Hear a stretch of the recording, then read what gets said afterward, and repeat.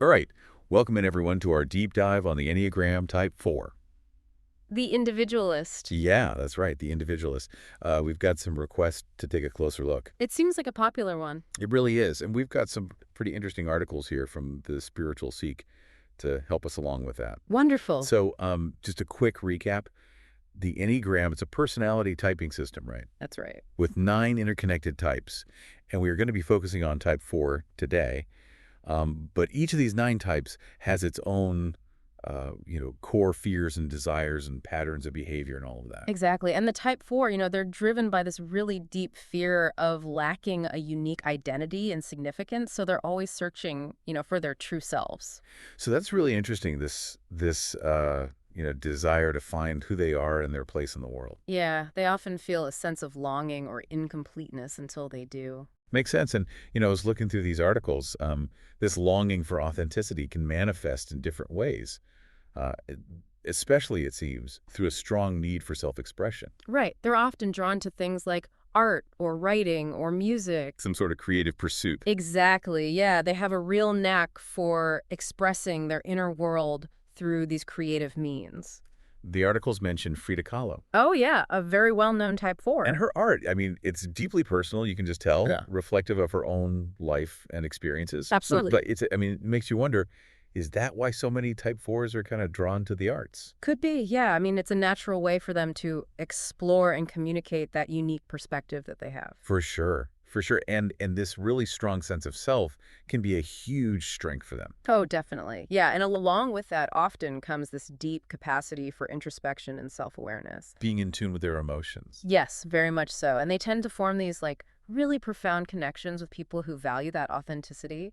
But, and this is something that, the articles pointed out, this sensitivity, it can also be kind of a double-edged sword. Right.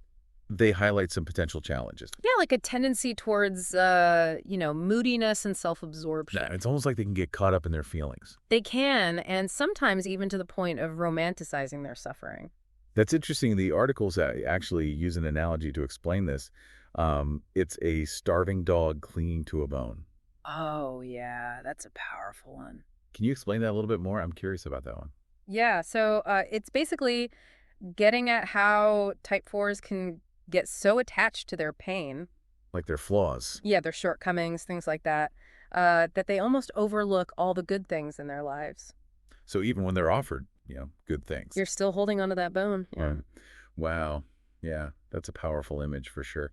And it makes you think about how these tendencies might play out in their relationships. Exactly. And that's actually what we're going to get into next, how type 4s navigate those relationships, especially with that, emotional intensity. Yeah, I mean, we can't forget about their fear of abandonment either. Right, right. Definitely a lot to unpack there. But before we do that, I want to go back to this idea of um, romanticizing suffering for a second. Okay. How does that really play out in a Type 4's life? Like, what are the real-world implications of that? Well, it can manifest in a few different ways. I mean, for example, they might resist moving on from those painful experiences because they've become so intertwined with their sense of self. Like, they're almost afraid of losing that part of themselves, It's possible. even though it might be causing them pain. Yeah, it's a really complex dynamic. And I can kind of see how that could be, with this core fear of not being unique or significant. It's almost like their pain becomes part of what makes them feel unique. Exactly. So it becomes this defining characteristic. And that can definitely create some challenges when it comes to personal growth. Because you have to let go of that pain to move forward, to grow. Right, and for them, letting go of that familiar pain, that sense of being different, it can almost feel like a threat to their identity. That's really insightful. It helps us understand why it might be so difficult for Type 4s to really move towards a more fulfilling and balanced life. Yeah, it's not easy, but the articles do offer some really valuable advice for type 4s who are ready to kind of embrace their strengths and really work through these challenges. And what is that? What's some of that advice? Well, they emphasize, shifting their focus away from just their feelings and getting engaged with meaningful work and, cultivating self-discipline. All those things. I mean, those sound valuable for anyone, Oh, for sure. but especially for a Type 4 who might be prone to getting, lost in their own emotional world. Yeah, and they talk about practicing mindfulness, so creating that space between their feelings and their reactions. so they can choose how to respond. Exactly, not just get swept away. And they also talk about engaging in meaningful work. What does that really mean for a type 4? I think it's about, directing their energy outwards, channeling that creativity and passion into something tangible. Almost like finding a sense of purpose. Yeah, connecting to something bigger than themselves. That can be really grounding. It can, yeah, and it often helps them move away from that self-absorption that they can sometimes struggle with. So it's not just about feeling deeply, but it's about doing something with those feelings. Expressing them in a constructive way, yeah. And this is where the self-discipline comes in. Yeah, that consistency. That's a big one that they can, sometimes struggle with. Especially when those emotions are high.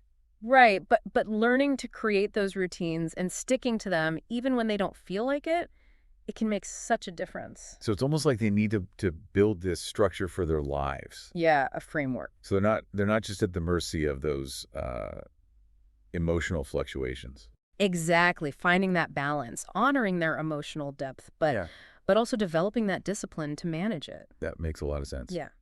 And that brings us to our next topic, relationships.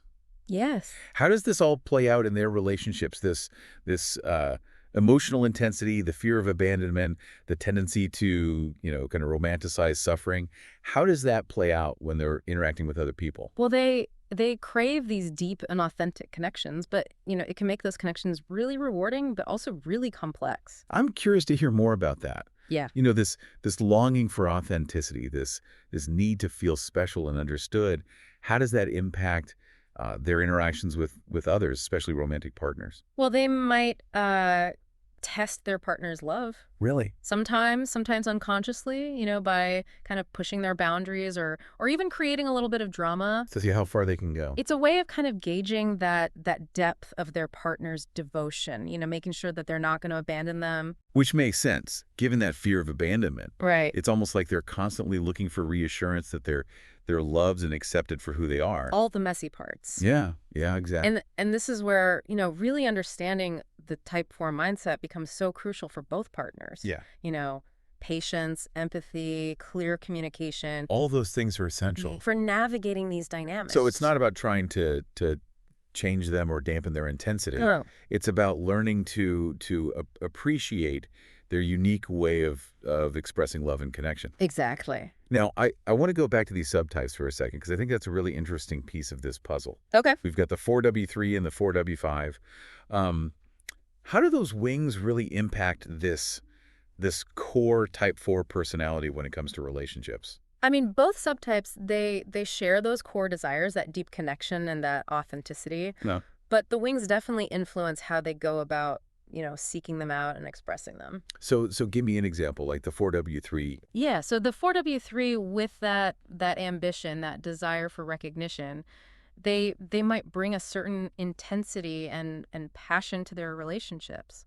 They might be looking for a partner who admires them. Yeah, who supports their creative endeavors. Yeah, someone who can appreciate their unique talents and help them kind of shine. Exactly, but that need for validation, it can also sometimes lead to insecurity, Comparisons. Yeah, which might create some tension.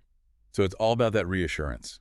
It is, yeah. They want to feel seen and valued for that individuality. And if they're not getting that reassurance, Then, yeah, it could lead to conflict or a feeling of not being understood. now what about the 4W5? So 4W5s they're generally more cautious, more selective in forming relationships. Okay. They still crave that deep connection. But they need their space. But they need their space. They need a lot of time to recharge and to process their emotions. They're not going to be the life of the party. Probably not. No, they might prefer, a smaller circle of close friends. People who get it. People who get it, yeah, who understand that need for solitude and introspection. And they're probably drawn to people who are similar to them. Yeah, people who share that intellectual curiosity and that appreciation for depth. Like books and films. Yeah, philosophical discussions, that kind of thing. So it seems like both subtypes, while they're both seeking that connection, they also really value their independence. For sure, yeah. And they need that time for self-reflection. It's crucial. And I think that's really key for anyone who's in a relationship with a type 4. Definitely. Whether it's a 4W3 or a 4W5, understanding those nuances, it's so important. Well, this has been incredibly insightful. I mean, it really highlights the complexity of human interaction, even within, a shared Enneagram type. It does, yeah. I mean, each individual, even within a specific subtype, they're unique. They bring their own, blend of experiences and perspectives. Absolutely. And before we wrap up this deep dive, I want to explore some practical tips for growth and well-being for type 4s. Okay. The articles mention some strategies for navigating their emotional intensity and cultivating a more balanced life. Yeah, there are some really valuable suggestions for type 4s themselves, but also for those in relationships with them. So we're going to get into those in the final part of our exploration. Sounds good. I think it's really important because understanding the Enneagram is one thing, but knowing how to actually apply those insights, I mean, that's where the real transformation happens. Absolutely. So we'll wrap up this deep dive by exploring those actionable strategies, helping you really leverage the Enneagram's wisdom for your own personal and relational fulfillment. Perfect. I can't wait. Yeah, should be good. So we've been talking about the core motivations and some of the characteristics of the Enneagram Type 4, the individualist. Right. Highlighting that longing for authenticity and that really unique set of strengths and challenges they have. Now I think it's time to dig a little deeper into the subtypes. Yeah, the subtype. Because I think they add another layer to this already pretty complex Type 4 personality. They do. We've got the 4W3, known as the aristocrat, and then the 4W5, the bohemian. So how do these wings really influence that core Type 4? Well, each wing represents an adjacent type on the Enneagram, so it blends with the core type. Okay. Adding these nuances to their behaviors and even their worldview, it's like adding a brushstroke to a painting. I like it. Enhances the whole composition. Yeah. So let's start with the 4W3, the aristocrat. How does that Type 3 wing, the achiever, how does that come into play? So you're combining the emotional intensity and desire for authenticity of the 4 with the 3's drive for success and recognition. Oh, interesting. So they're not just content with self-expression, they really want to make a mark on the world. So it's taking their creativity and turning it outward a little bit. Exactly. Yeah. They're often drawn to careers where they can stand out, showcase their talents, maybe achieve a certain status or acclaim. I can see that. Maybe feels like fashion or entertainment, maybe even entrepreneurship. Yeah, places where they can combine their creative vision with that ambition. And they probably have a really strong sense of personal style. Oh, definitely. Yeah, they cultivate this image that sets them apart. They might use fashion or art as a way to really communicate their individuality. Now, what about the 4W5, the bohemian? How does that Type 5 wing, the investigator, influence them? So the 4W5, they blend that emotional depth of the 4 with the 5's intellectual curiosity and need for solitude. Okay. So they're definitely more introspective than the 4W3 and less concerned with outward success. They're not really seeking the spotlight. No, not so much. They're more comfortable exploring their inner world, through solitary pursuits. So like writing or research? Yeah, creating art just for themselves, their creativity it's more internal. I can see how someone might look at a 4W5 and think they're a 5. It happens, yeah. They share that intellectual curiosity and that love of knowledge. But it's different. But it's different. The key is in the motivation, The 5 values knowledge for its own sake, but the 4W5 uses knowledge to understand their emotions. To make sense of their experiences. Exactly. So it's not just about, accumulating information. It's about using that information to make meaning out of their lives. So they might be drawn to things like psychology or philosophy. Possibly, yeah, or spiritual practices, anything that helps them explore those big questions, those depths of human emotion. This is really interesting. It's fascinating how the wings can add so much nuance. It is, yeah. To the core Type 4. It's not just a one-size-fits-all. No, not at all. And it really highlights, I think, just the complexity of human nature and how the Enneagram really captures those subtle differences. For sure. Now, I'm curious about how these subtypes navigate relationships. Okay. We've talked about the core desires of the Type 4, that deep connection, that authenticity. Right. But how do the wings kind of influence how they approach love and friendship and connection in general? Both subtypes, they share those core desires, but the wings definitely come into play. So, for example, the 4W3, with their ambition and that desire for recognition, how would that impact their relationships?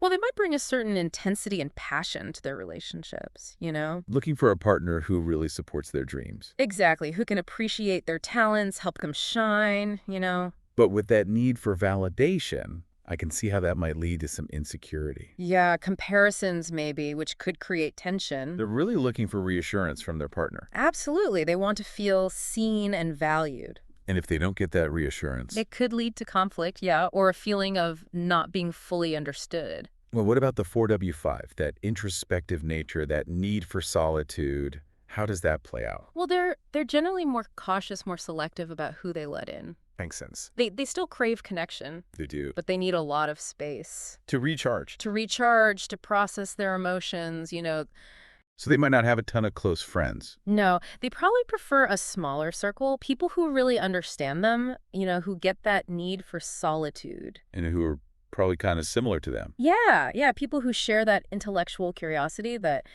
appreciation for depth. They connect over books or films or just deeper conversations. So it seems like both subtypes, while they're seeking that connection, they also need their independence. They do, and that time for self-reflection. And I think that's really important for anyone who's in a relationship with a type 4 to understand. It is, yeah, whether they're a 4W3 or a 4W5, those nuances are so important. This has been so insightful. It really just highlights how complex human interaction is, even within a shared Enneagram type. It does, yeah. Each individual, even within a specific subtype, they're still unique. They bring their own experiences, their own perspectives to the table.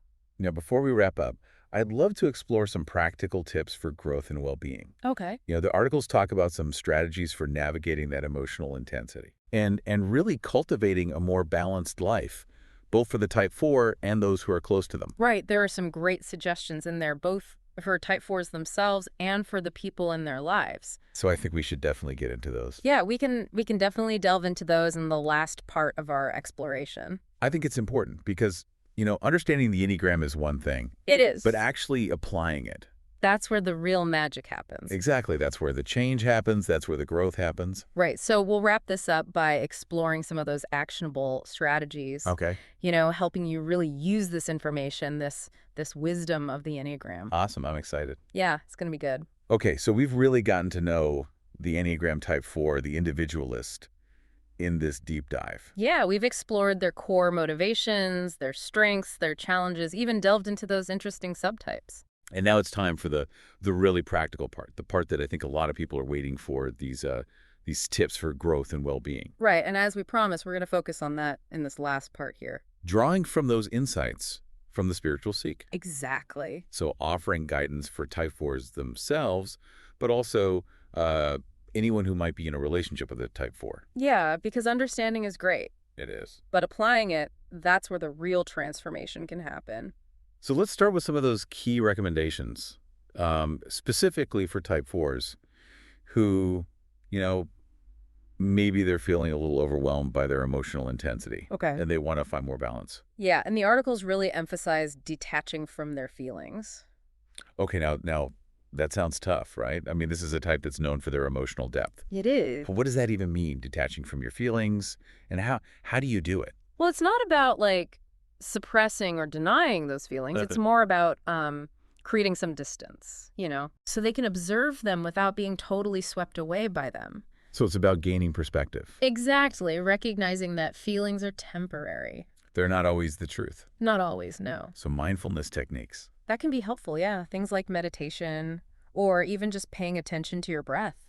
Just being present. Being present, yeah, and connecting with the present moment. Maybe spending time in nature or doing a hobby. Something they enjoy. Yeah. All of that sounds like pretty good advice for anyone, really. It is, but especially for Type 4s who Yeah. are, more prone to getting kind of stuck in their heads. In their internal world. Yeah. So another key recommendation that we see in the articles is this focus on developing a really strong work ethic. Right. And it doesn't have to be, a high-powered career. Right. But finding that meaningful work. That aligns with their values. Exactly, yeah. Yeah. And allows them to use that creativity. That's a big one for them, right?